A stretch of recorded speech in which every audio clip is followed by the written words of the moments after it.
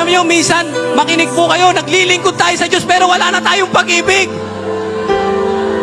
Ginagawa natin ang kalooban ng Diyos pero wala na tayong pag-ibig.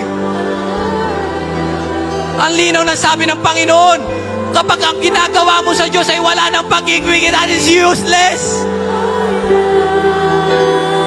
Dapat ang puso ng bawat isa ay laging malambot sa harapan ng Diyos. Na every time na ginagawa mo ang paglilingkod mo sa Diyos dahil mahal mo siya.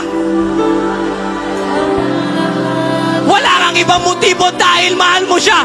Cameraman, alam mo, dahil mahal mo siya. Yung mga nasa SND, alam nyo bakit kayo naglilingkod? Dahil mahal nyo siya. Bakit kayo numakanta sa Panginoon? Dahil mahal nyo siya. Tumutugtog kayo sa Panginoon dahil mahal nyo siya. Nagpastor tayo, tinawag tayo ng Diyos. Tayo mga evangelista, tayo mga propeta, walang ibang dahilan dahil mahal natin si Jesus. Oh my God. Oh.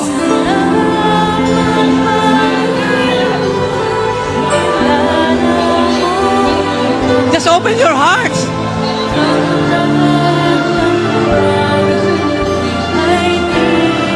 Uulitin ko. Give your life to Jesus.